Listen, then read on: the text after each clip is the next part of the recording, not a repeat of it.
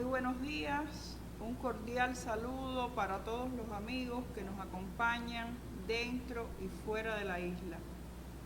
Como ya es tradicional en el mes de mayo, el Centro de Estudios Martianos convoca a su coloquio en homenaje al aniversario de la caída en combate de José Martí. En esta ocasión estará dedicado a valorar la producción del maestro respecto a los Estados Unidos desde las más diversas perspectivas de análisis. Estaremos conmemorando también los 130 años del ensayo Nuestra América y del poemario Versos Sencillos, el bicentenario de Rafael María de Mendive y el centenario de Cintio Vitier. Me acompañan en la mesa de inauguración el doctor Pedro Pablo Rodríguez López, investigador del Centro de Estudios Martianos, director del equipo que realiza la edición crítica de las obras completas de José Martí, Premio Nacional de Historia y Premio Nacional de Ciencias Sociales. La doctora Gladys González Martínez, investigadora del equipo de la edición crítica de las obras completas de José Martí y secretaria científica de este coloquio. Y el licenciado Yusuán Palacios Ortega, presidente del Movimiento Juvenil Martiano y un factor fundamental en el desarrollo exitoso de este coloquio que por primera vez estamos haciendo en modalidad virtual. Seguidamente tendremos, cuando termine mis palabras de inauguración, y creo justo informar a todos aquellos que estamos compartiendo este espacio, una intervención especial del doctor Eduardo Torres Cueva, director de la oficina del programa Martiano, y al final tendremos unos minutos para debate. Seguidamente, después de un breve receso, vendrá un panel integrado por jóvenes estudiosos del movimiento juvenil martiano que incorporan su mirada original, fresca, juvenil, valga la redundancia, al análisis de la vida y la obra del más universal de los cubanos. Realizamos este evento en medio de circunstancias muy adversas. La pandemia que nos hizo posponerlo en el año 2020 con la esperanza de realizarlo hoy en mejores condiciones, azota con más fuerza a Cuba y ha acrecentado de manera alarmante sus estragos en el resto del mundo. La severidad de la crisis económica internacional y el recrudecimiento de las medidas del bloqueo criminal que el vecino del norte impone al pueblo cubano han hecho que el panorama nacional se complejice. Sin embargo, nada de esto nos ha hecho desistir. En momentos así es preciso sobreponerse, acorazarse de optimismo y de entereza, desplegar creatividad y constancia y honrar el nombre de Martí y nuestra fidelidad a Cuba y a su revolución. Hoy más que nunca urge mirar con ojos críticos el legado martiano en lo que concierne a Estados Unidos. No se trata de repetir a ultranza que Martí era antiimperialista, algo que todos conocemos ampliamente y que debemos seguir sus ideas. Es preciso incursionar en esas páginas copiosas y deslumbrantes para adentrarnos en el conocimiento raigal que adquirió Martí de esa sociedad, a aprehender en toda su complejidad el universo descrito, pues ello nos ayudará a aquilatar en su justa medida no solo la historia y la cultura estadounidense de finales del siglo XIX, sino la conflictiva época contemporánea en la cual se están cumpliendo cada uno de los acertos del prócer en torno a la Roma americana. Como el peligro mayor que enfrentamos en el aquí y el ahora, además de la voracidad imperial, es la tremenda crisis sanitaria global que afecta con mayor rigor a los desposeídos y a los países subdesarrollados, quisiera reflexionar brevemente sobre el modo en que Martí valora situaciones parecidas en sus años de residencia neoyorquina.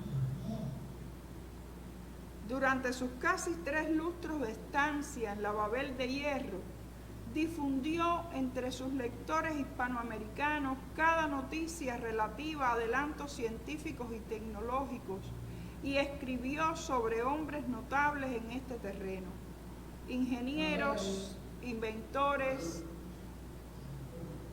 médicos, químicos, físicos, biólogos. Son presencia frecuente en ese magnífico corpus textual que son sus escenas norteamericanas. Fiel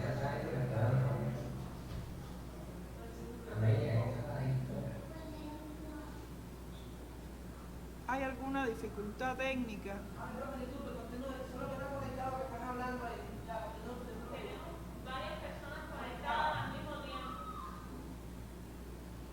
Fiel a su propio precepto de que el periodista ha de saber desde la nube hasta el microbio, se documentaba minuciosamente para escribir sobre un terreno aparentemente distante de su acción política y literaria.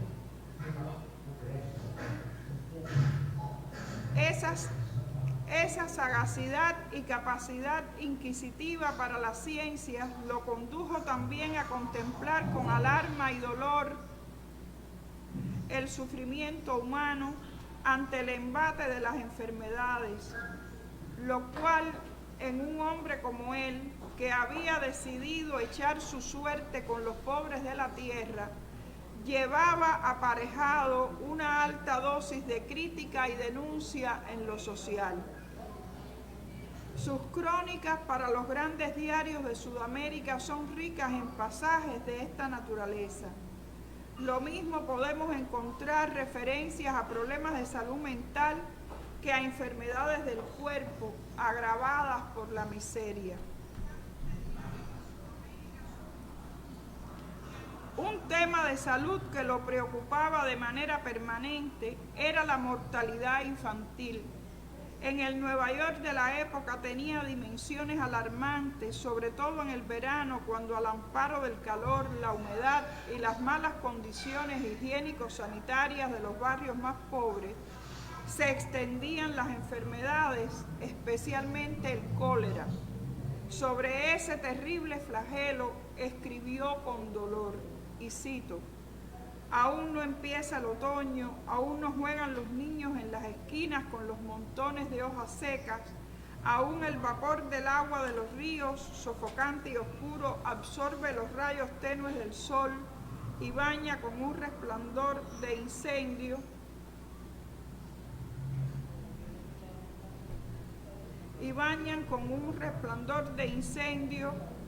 y sume en sombra de bruma la ciudad sofocada y rendida al aliento pestífero del verano. Aún mueren los niños con las manos crispadas, la piel sobre los huesos y los ojos abiertos y febriles sobre la falda de sus madres. El verano neoyorquino ocupa no pocas páginas en las crónicas martianas. Coney Island era el lugar de recreación al aire libre, preferido por los pobladores de la urbe, donde estaban las playas de moda, y aunque Martí recrea en prosa admirable el lado grato, dedica párrafos extensos a describir a los niños pobres llevados por sus madres a la orilla del mar en busca de alivio. Con tintes expresionistas que llegan al grotesco, describe en otras zonas de su obra el mismo problema, pero esta vez con énfasis en las condiciones dantescas en que viven los obreros de las fábricas, hacinados en barrios insalubres, airados por la vida mísera y exhaustos por la explotación inhumana de que son objeto. Luego de una extensa descripción de ello, declara convencido: y digo que este es un crimen público y que el deber de remediar la miseria innecesaria es un deber del Estado. Y más adelante en esta misma página: y así de sus propios errores y de la dureza e indiferencia de los acomodados, se aíslan, airan, disgustan y envilecen los pobres, y de padres sombríos y de aire fétido se mueren los niños. Quiero hacer una pausa en este momento porque se han ido conectando varios seguidores de las ideas de Martí en diversos lugares y les doy calurosamente nuestra más cordial bienvenida porque urge que nos unamos en pro de estudiar y de divulgar la obra de Martí con la certeza de que podremos así contribuir a que se construya un mundo mejor. Prosigo con esta reflexión que creo que puede ser de interés para quienes nos acompañan. El fragmento que cité hace un momento y donde Martí alude a la responsabilidad del Estado en las condiciones insalubres de los niños, de los obreros, de los ciudadanos, sobresale, entre otras razones, por la prosa impactante, pero también porque Martí, que había dicho en su carta a Bartolomé Mitre y Bedia respecto al modo de escribir sus crónicas, que las cosas censurables ellas se censurarían por sí mismas en virtud de los hechos descritos y no de manera explícita, alza aquí su voz vehemente para condenar una injusticia mayúscula. En su opinión, de la ineficiencia de la administración pública se deriva en grandísima medida el sufrimiento inhumano de los más humildes y la muerte de un número elevado de infantes. Hay que decir además que el párrafo anterior guarda una estrecha relación con otras ideas de Martí conforme a la ética que explican de manera sintética el porqué de los comportamientos violentos e insanos en todos los órdenes que ha estado describiendo.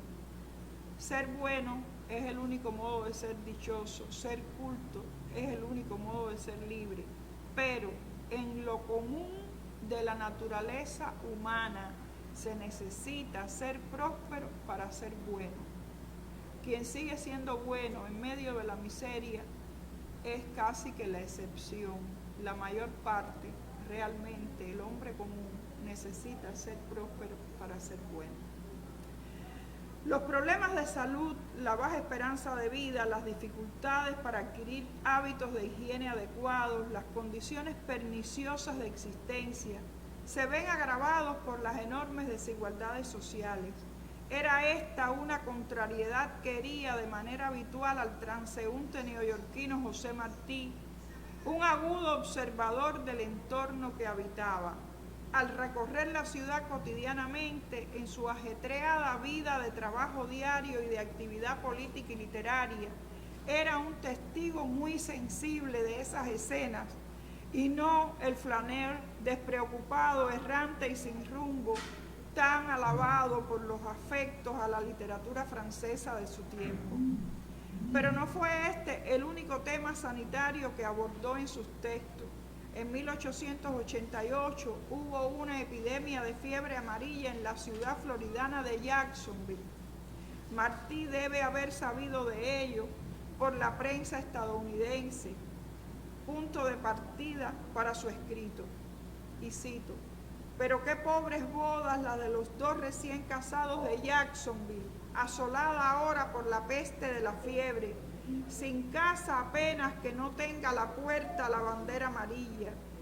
¿Qué tienes que estás pálida?, le preguntó el esposo al tomarle trémulo del talle la flor fresca del naranjo de la Florida.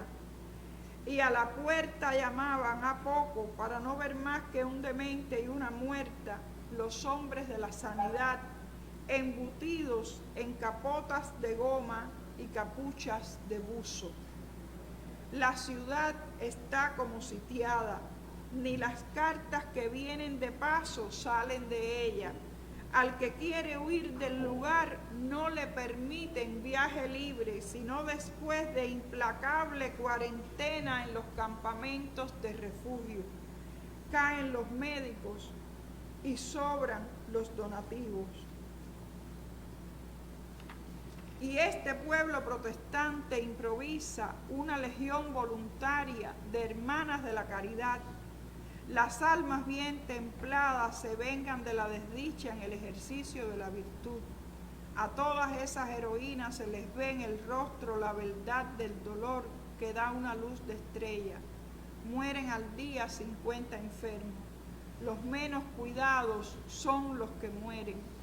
Un periodista se está burlando en la botica de la gente medrosa y deja el chiste incompleto y el artículo de periódico que escribe sobre la rodilla, porque la muerte ha venido de pronto a alborotarle el pulso, a oscurecerle el sentido, a aguijonearle las sienes. Fin de la cita. Huelgan los comentarios ante la fuerza sobrecogedora de las imágenes. El lector contemporáneo se siente abrumado por la similitud de las circunstancias referidas con lo que nos ha correspondido vivir en los últimos meses. Veamos seguidamente cuánto estimaba Martí la labor de aquellos que habían dedicado su vida a cuidar de la salud de los demás y de qué manera esa generosidad debe ser tenida en cuenta por la sociedad. La medicina y los médicos. Hay una máxima martiana escrita a propósito de los pintores impresionistas franceses que por su contenido ético puede servir de línea de conducta no solo para los artistas, sino para cualquier ciudadano responsable, sobre todo en lo que concierne al ejercicio de su profesión u oficio. Cada hombre trae en sí el deber de añadir, de domar, de revelar. Son culpables las vidas empleadas en la repetición cómoda de las verdades descubiertas. Realmente Martí alabó sin reserva siempre a todos aquellos que abrieron camino para la ciencia, y dentro de esa multitud de elogios, una buena parte la dedica a los médicos o a profesionales como, digamos, el francés Louis Pasteur, que fue biólogo, químico eminente, pero que hizo trabajos que aportaron muchísimo al desarrollo de la medicina como ciencia, tal la vacuna contra la rabia. O, por ejemplo, al médico valenciano Jaime Ferrán y Clua, a quien él llamaba el bravo valenciano Ferrán, porque probó en sí, en su propia familia, la vacuna contra el cólera y tuvo que enfrentar muchos obstáculos para poder realizar su labor sanitaria. Fue objeto de agresiones y de incomprensiones de todo tipo. Asimismo, valora la ejecutoria de médicos cubanos como Tomás Romay Chacón, que introdujo en Cuba la vacuna contra la viruela, pero además alababa especialmente a muchos médicos cubanos y puertorriqueños asentados en Nueva York y que fueron contemporáneos suyos, conocidos, muchos de ellos grandes amigos. Entre esos médicos está, por supuesto, el médico matancero Ramón Miranda y Torres, que era el médico que atendía a Martí en los años en que Martí residió en Nueva York. Este hombre prestó incalculables servicios a la independencia de Cuba y colaboró en todo lo que fuera necesario para hacerla realidad. Realmente es interesante que comentemos, siquiera de pasada, un artículo que escribe Martí sobre un congreso panamericano de medicina que se celebraría en Washington en septiembre de 1893, y Martí está adelantando la noticia y comentando el asunto en un texto del 92, es decir, un año antes, publicado en el periódico Patria. Enemigo de toda tentativa de dominación continental, Martí empieza el texto refiriéndose a ese congreso, pues siempre deja claro cuáles son las diferencias irreconciliables entre las dos Américas. No obstante, con su sagacidad habitual, considera oportuno y beneficioso para ambas colaborar en cuestiones de ciencia. Miren qué interesante lo que dice. En la política de América es riesgosa la idea de política del continente, porque con dos corceles de diferentes genios y hábitos va mal el carruaje, pero la ciencia es toda una y conviene todo lo que junte a los pueblos. Si la amistad no llega a la funesta e imposible unión de caracteres que han de chocar y padecer en los métodos y en los intereses de una obra que solo en lo final de la libertad puede ser común y en lo real contemporáneo no lo es. Está bien porque es de amistad natural y útil el Congreso Panamericano de Medicina, que se reunirá en Washington en septiembre del 93, y para los cubanos es un honor que nuestro médico Ramón Luis Miranda haya sido ya con toda anticipación escogido como secretario de la sección de patología interna en el Congreso. El de Miranda es mérito tranquilo que dura y se reconoce. Realmente a Martí le interesa no solo destacar la valía profesional de nuestros médicos asentados en los Estados Unidos, sino demostrarle a los lectores de Patria que se han abierto caminos por sí mismos, que son personas laboriosas, útiles, que se han ganado el respeto de hispanos y de nativos en la urbe norteña. Y esto tiene que ver con un problema ético y político que rebasa lo científico en el estrecho sentido de la palabra. Quienes conocemos la obra de Martí sabemos cuán atacados fuimos los cubanos por la campaña difamatoria que emprendieran los diarios norteamericanos de Manufacturer y de Evening Post de Manufacturer de Filadelfia y de Evening Post de Nueva York en el 89, cuando nos tildaron de inútiles, incapaces, perezosos y otras lindezas por el estilo. Y Martí responde a esa campaña con su carta al director del Evening Post en ese texto que ha pasado a la historia como Vindicación de Cuba. Pues bien, entre los ejemplos de valía, de éxito profesional que pone Martí en Vindicación de Cuba está la ejecutoria de los médicos cubanos asentados en los Estados Unidos, que han logrado ganarse el respeto allí y que tienen una clientela del país, pero además destaca sobre todo su nobleza, y en este artículo de Patria termina diciendo: tenemos nobles médicos. Es decir, es también una estrategia inteligente de levantar la autoestima de los cubanos que se están preparando para una guerra que debe empezar 3 años después. Y miren de qué manera tan interesante se mezclan estas cosas, su mirada a la ciencia de la época y su labor de prédica y preparación ideológica para la guerra que se avecina.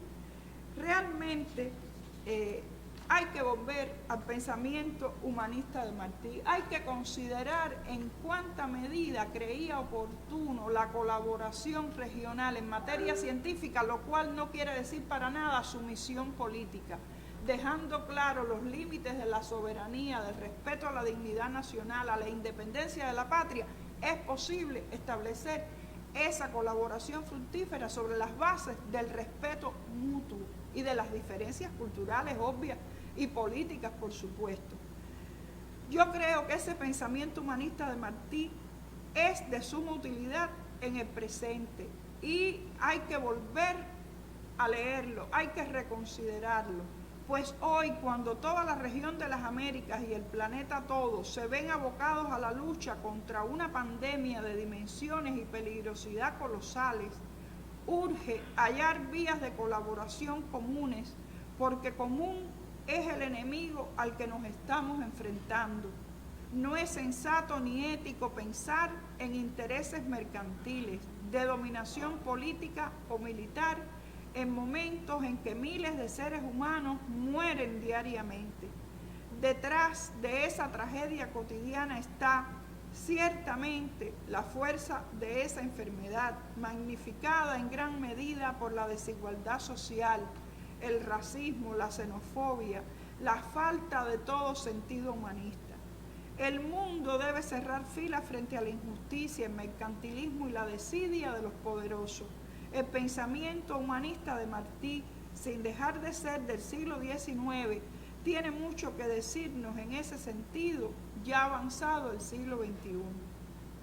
Adentrémonos en las jornadas de reflexión y debate académico de este coloquio internacional Los Estados Unidos en la pupila de José Martí, con la convicción de que saldremos fortalecidos para las muchas batallas que nos esperan. El verbo martiano no es receta mágica, pero sí es, indudablemente, una guía para el actuar cotidiano y una poderosa inspiración ética y patriótica. Muchas gracias y esperamos que sigan la transmisión de nuestro coloquio en línea por las páginas de nuestras redes sociales, por el propio portal José Martí, y que estas jornadas sean provechosas para todos nosotros. Muchas gracias a los ponentes que con increíbles esfuerzos nos han enviado los textos y los vídeos de sus conferencias por las dificultades para la conexión en línea, es decir, para que podamos disponer de ellos y poderlos ofrecer. Seguidamente se transmitirá una intervención especial del doctor Eduardo Torres Cuevas, como dije al inicio, es así, me confirman los técnicos que va a salir en breve, debe durar 20 minutos.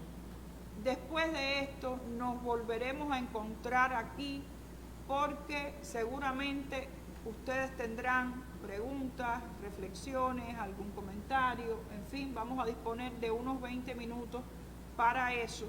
Y después de ese espacio de intercambio vendrá el panel del movimiento juvenil martiano. El debate lo conducirá la doctora Gladys González Martínez y quienes estamos aquí en la mesa, por supuesto, responderemos con muchísimo gusto, tanto el doctor Pedro Pablo, como Yusuan, como la propia Gladys, como yo misma, cualquier pregunta o comentario que ustedes deseen realizar. Muchísimas gracias. Ante todo, mi deseo expresar la gratitud por permitirme estar con ustedes y haberme solicitado este encuentro, que con mucho gusto he aceptado. Decía, conversando con los compañeros del centro, que ya este evento lleva más de 2 décadas y se ha estado celebrando anualmente. Y tiene una importancia especial, incluso cuando conversábamos, directora del centro, Marlene Vázquez, y con otros compañeros, lo importante, lo trascendente que es este evento. Si se buscaran los núcleos temáticos de José Martí, si se agruparan los temas de mayor preocupación, de mayor profundización, de una especial sensibilidad para evaluar las condiciones culturales, políticas, sociales de determinados espacios, yo diría que hay 2 que ocupan un lugar preferencial, aparte de Cuba, es su tema fundamental. Yo diría que hay 2. La que él cataloga como Nuestra América y los Estados Unidos. De los temas vinculados a Nuestra América, y precisamente este evento se celebra en el 130 aniversario de su trabajo sobre Nuestra América.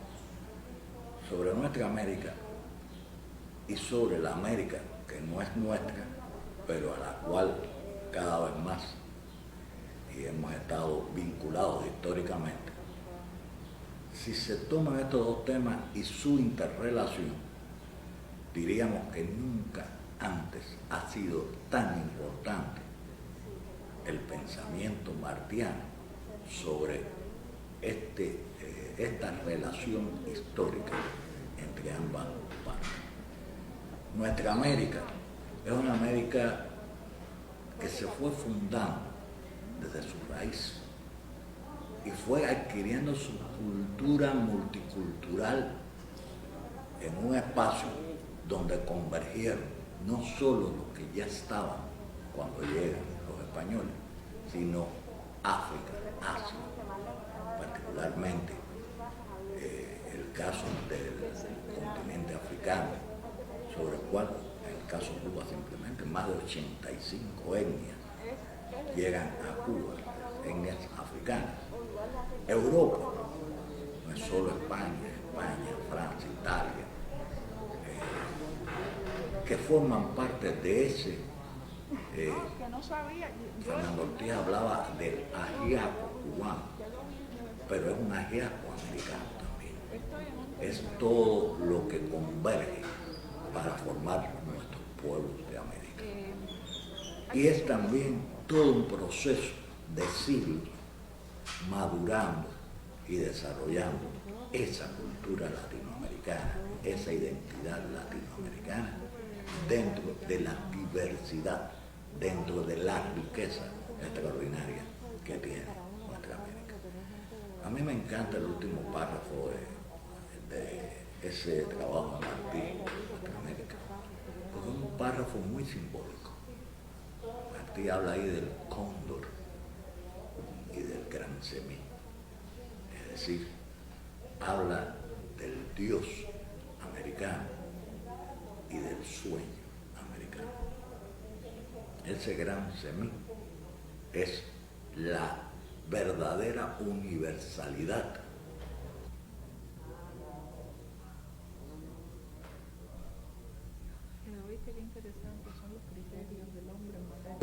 dimensiones muy diferentes en las tierras americanas, en México, Perú, Brasil y en Cuba. Es decir, que cada vez más nuestra América fue una América en la cual lo diverso, en lo cultural, en lo humano, no digo razas, porque Martí hablaba de algo mucho más importante que las razas. Él hablaba precisamente de este hombre americano. Es la polémica sobre el tema de civilización y barbarie. Es decir, la contraposición en aquella época, tanto en Cuba como en otros lugares de América, era precisamente la diferencia entre lo civilizado y lo salvaje, no civilizado. Martí rompe ese esquema y eso es una de las cosas más brillantes que uno puede observar a la hora de poder analizar esa América, ese pensamiento martiano que está evaluando esta América. Y es precisamente cuando él dice que no hay batalla entre la civilización y la barbarie, sino entre la falsa evolución y la verdadera naturaleza. Es adentrarnos en esa naturaleza extraordinaria de Latinoamérica. Pero al mismo tiempo, ese sueño americano, ese cóndor americano, tiene enfrente el águila de la otra América. Y es interesante porque creo que lo más trascendente de la lectura, y probablemente casi todos ustedes han hecho esas lecturas, de las lecturas de los trabajos de Martí sobre Estados Unidos, es la amplitud, la capacidad. Y uno se pregunta cómo ese hombre de 42 años, cuando muere, pudo haber realizado una lectura, una visión, una mirada tan profunda de una sociedad tan compleja. Es capaz de percibir lo que se está armando en ese momento. Señala que desde la cuna nació el norte con estas ideas. Y si uno va a algunos documentos históricos se asombra de que Martí pudiera percibir esa idea de que desde la cuna soñó el norte con el dominio sobre nuestras tierras americanas. Hay un documento muy interesante que es del conde de Aranda. El conde de Aranda es el que firma el pacto, el acuerdo, por el cual Inglaterra otorga la independencia a las 13 colonias que se van a convertir en los Estados Unidos de Norteamérica. Y el conde de Aranda, y trato de citarlo lo más textualmente posible, expresa una idea. Él dice: los Estados Unidos han nacido pigmeos porque le deben la independencia a esas dos potencias que son la Francia y la España. Cuando crezcan y se vuelvan gigantes, serán una fuerza incontenible en América. Decía Aranda además que cuando suceda eso, España se verá sola, porque Francia no tiene vocación americana. No eran ideas falsas las que estaba diciendo Aranda. En realidad, Francia estaba más interesada. Recuerden, Francia era una potencia continental en Europa, Inglaterra una potencia marítima. Francia estaba más interesada en los problemas de las conquistas europeas que en América. Por eso perdió el Quebec. No ayudó al Quebec, el rey de Francia, en el momento clave en que podía todavía defender el Quebec. Pero todavía Napoleón vende la Luisiana, y la Luisiana de entonces no es la Luisiana de hoy. Estamos hablando de un estado que se llama la Luisiana. En aquella época la Luisiana abarcaba todas las márgenes del Mississippi hasta cerca de Filadelfia, próximo a lo que va a ser ese estado. Y Napoleón se lo vende a los Estados Unidos en un precio irrisorio porque quería el dinero para invadir Rusia en 1812. Es decir, que era cierto que España se quedaba sola frente a esas pretensiones norteamericanas. Pero el choque fundamental, ¿dónde se iba a dar? En el Caribe. Y lo que fue en un origen una idea geopolítica de un espacio político y geográfico, se convirtió, es la etapa de ese siglo XIX donde se conquista el oeste, el sur y fundamentalmente el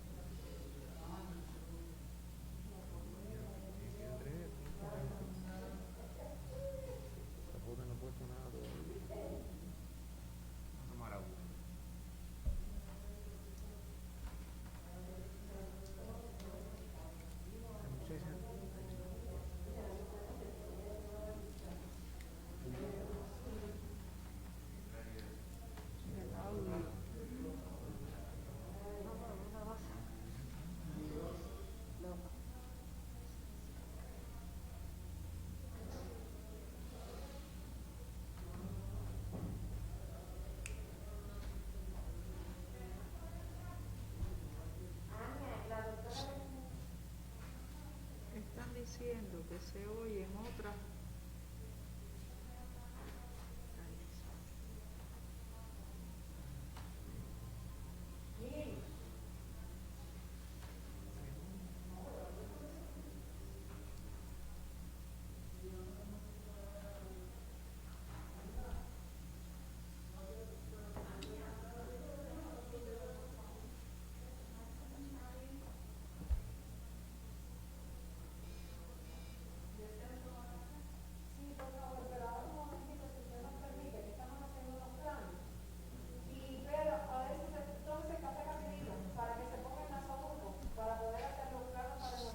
Se está oyendo y no pueden desactivar eso.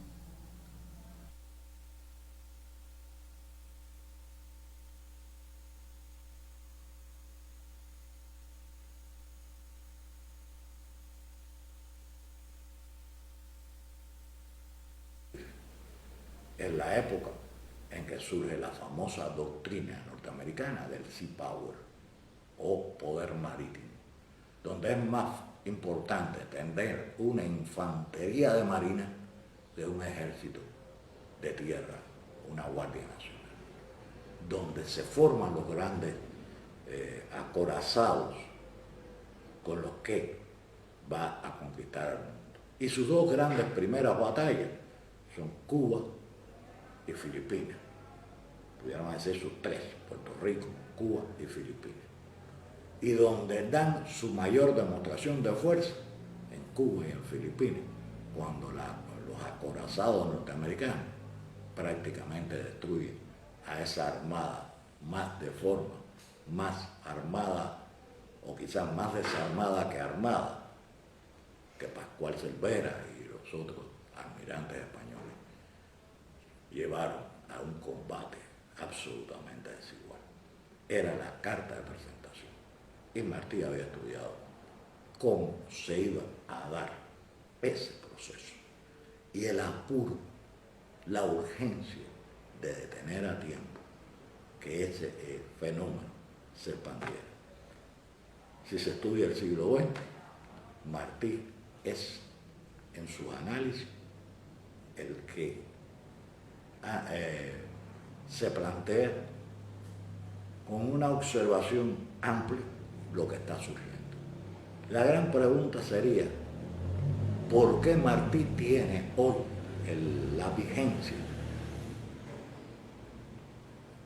después de más de un siglo de haber advertido determinadas tendencias norteamericanas?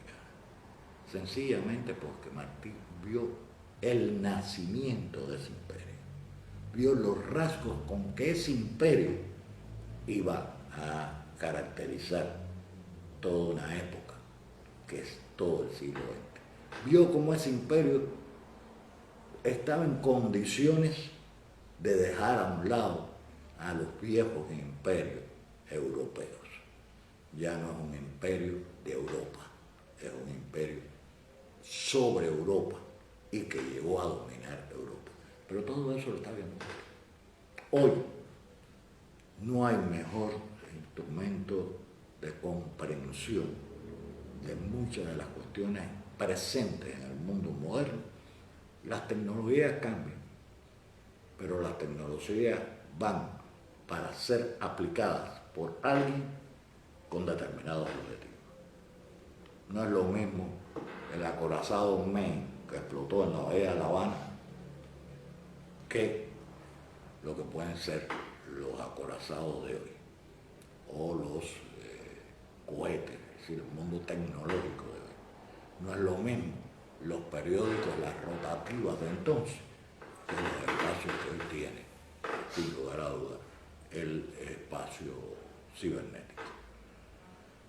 Yo diría que estudiar a Martí es estudiarlo en detalles, cómo surge una estructura política de dominación para dentro de Estados Unidos y para fuera de Estados Unidos. Un dominio universal que implica también el dominio interno de la sociedad norteamericana. Un sector que se impone abierto. Puede parecer que estas cosas son muy complejas, y lo son, pero es muy importante tratar en estos tiempos de destiempos, en estos tiempos en el cual se pierde mucho de lo que fue la lógica de otros procesos. Se lea Martí, buscando no una teoría política, sino buscando esencialmente una cultura política. Y toda cultura política no es más que una expresión de una cultura general, de un conocimiento mucho más amplio que la pura política. Por eso este evento es tan importante, porque ustedes desarrollan estuve mirando las ponencias y realmente hay una fabulosa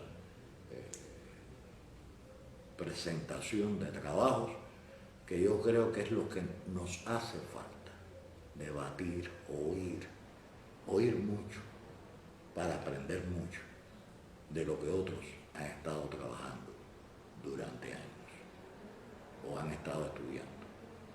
Es estos momentos especiales en que todos nos integramos con amor para conocer mejor, para encontrar esas esencias que Martí nos dejó, no solo a los cubanos, sino a todos los americanos, latinos y norteamericanos, europeos,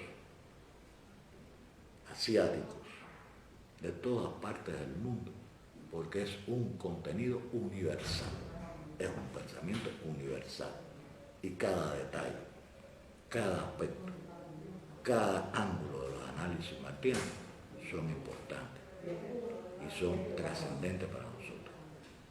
Por eso, como dije al principio, esos dos ángulos del pensamiento martiano, al margen del cubano, el estudio de nuestra América y el estudio de la América que representa a Estados Unidos, hay que pensar también que hay un Canadá, pero estamos hablando de una cultura muy particular que es la norteamericana entre comillas, porque también Norteamérica es Canadá y México, pero me refiero a la estadounidense, que además es diversa dentro de sí misma, forma parte de ese encanto que tiene Martí para aprender, para iniciarnos en un camino de pensamiento. A todos muchas gracias por haberme permitido estar con ustedes en este espacio.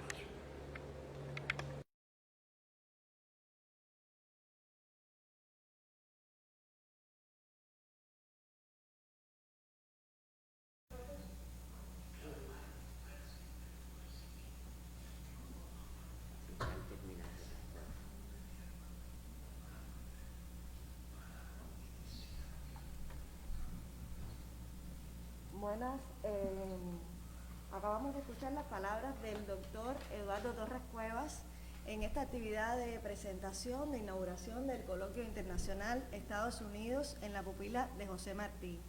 Reiterarles el agradecimiento por participar con nosotros, por acompañarnos en esta jornada, una jornada que consagramos precisamente a reflexionar en torno a la obra del maestro tan importante en estos momentos para nuestra nación. Decirles que tenemos unos pocos minutos para el intercambio, para poder, dilucidar algunas dudas, compartir algunas ideas en torno a este evento que se convoca desde hoy, 12 de mayo, hasta el 14 de mayo. Si tienen alguna, reflexión que quieran compartir, estamos en disposición de darle la palabra a los que estén interesados. No voy viendo bien si hay alguna solicitud. Si hay alguien que quisiera compartir alguna idea, alguna reflexión.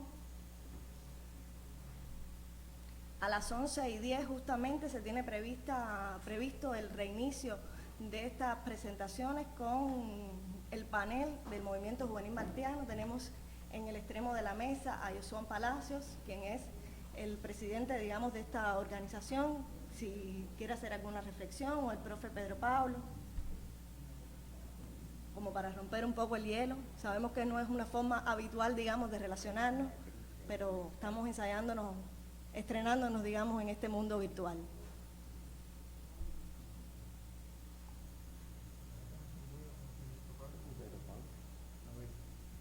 momento, por favor. Bueno, ya que me están incitando, los que me conocen saben que no tienen que incitarme mucho. En el Centro de Estudios Martianos desde el año pasado queríamos hacer este encuentro para estudiar, avanzar un poco más en el conocimiento de las ideas de Martí acerca de Estados Unidos.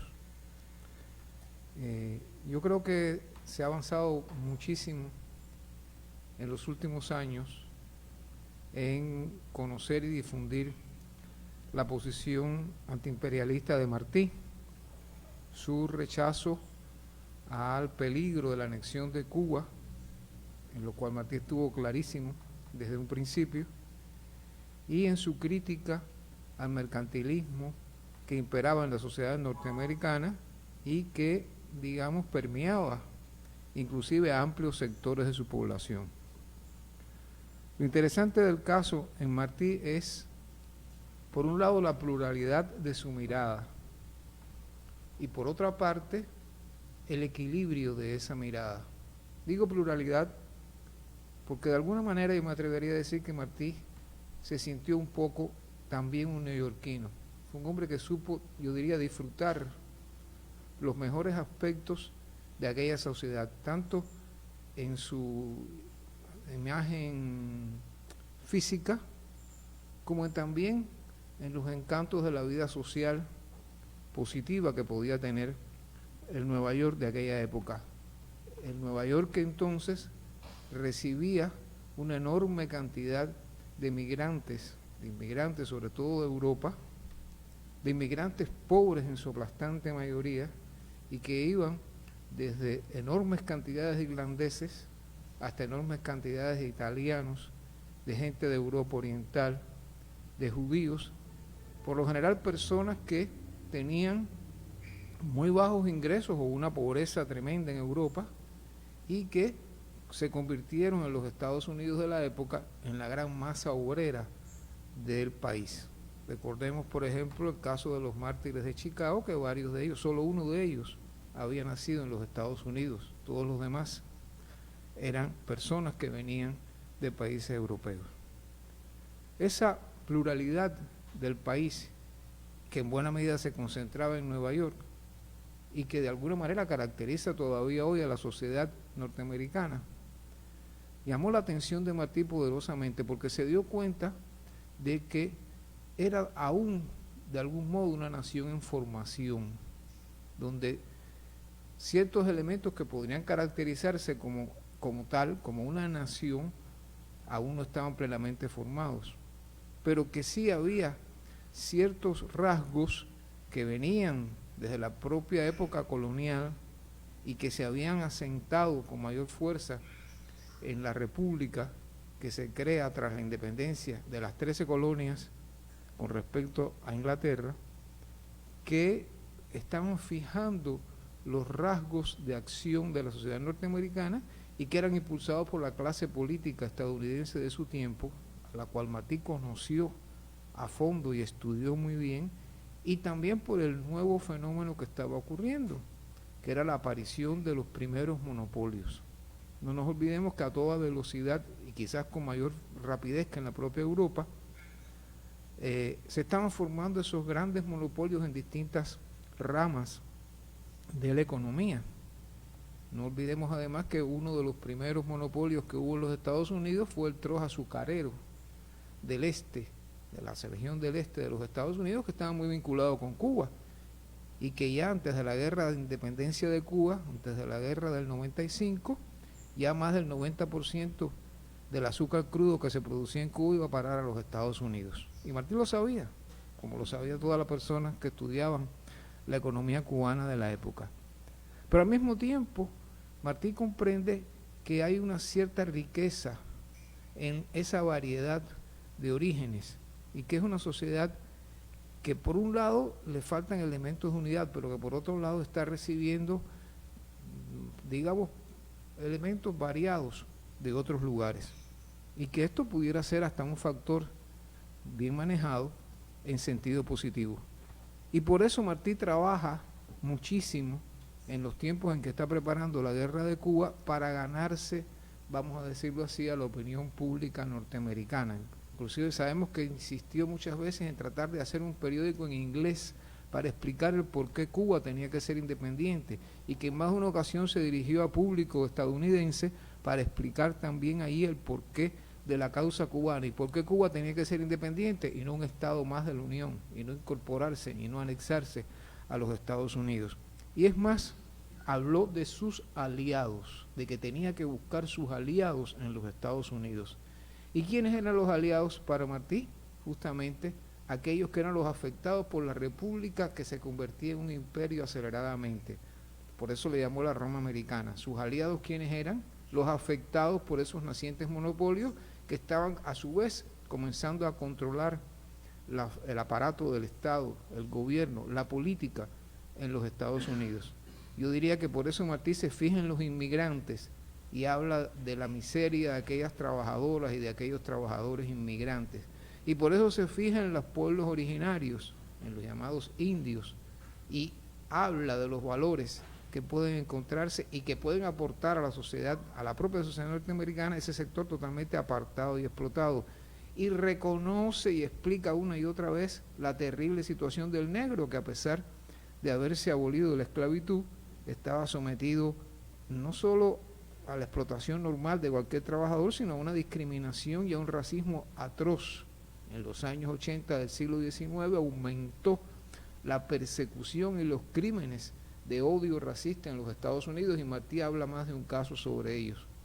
Así está el caso del, como cuenta, el negro que quemaron vivo en un pueblo de Arkansas. Y también habla de los trabajadores, la clase obrera. Le interesa mucho qué está pasando con la clase obrera estadounidense, en la que encuentra una falta de espíritu nacional. Buena parte de ellos eran extranjeros, eran inmigrantes, pero encuentra también que están luchando por derechos elementales que están tratando de alcanzar. La lucha de clases en los años 80 y 90 fue muy fuerte en los Estados Unidos. Estaban surgiendo los primeros asociaciones obreras, los primeros sindicatos en los Estados Unidos, y la persecución contra esa clase obrera fue tremenda. El aplastamiento violento de las huelgas fue violento, y Martí las narra, Martí los explica. Ahí están sus aliados, como también lo buscó entre los sectores intelectuales de la sociedad norteamericana. Y yo creo que ahí está una muestra no solo de la madurez, de la eticidad y del alcance y la grandeza del pensamiento de Martí, sino de su habilidad como político, de su sagacidad como político, para lograr la independencia de Cuba. Y para que Cuba no terminara incorporada a los Estados Unidos, había que levantar en esos sectores que también estaban amenazados, aunque no lo supieran, por los mismos elementos que amenazaban la independencia de Cuba, buscar una solidaridad. Y de hecho, expresar él, como el líder de los cubanos, esa solidaridad. Yo creo que este es un aspecto de su mirada sobre los Estados Unidos que debemos recalcar más, porque la necesitamos también en nuestro presente, en donde es tan importante la solidaridad de las buenas personas, de las personas con eticidad y con un sentido humano en los Estados Unidos, para defender la causa de Cuba, defender la independencia de Cuba y esa cosa espantosa que se llama el bloqueo. Muchas gracias al doctor Pedro Pablo Rodríguez por su reflexión. Sin mucho tiempo para continuar en esta inauguración, en aras de respetar el programa que hemos propuesto, le proponemos hacer un receso de unos 10 minutos para reincorporarnos con el panel del Movimiento Juvenil Martiano, deseando que hayan disfrutado tanto como nosotros de este aprendizaje colectivo y invitándolos a que continúen estas jornadas que entre el 12 y el 14 de mayo nos tendrán en torno al pensamiento de Martí y a los Estados Unidos desde su pupila, desde su mirada. Muchas gracias a todos.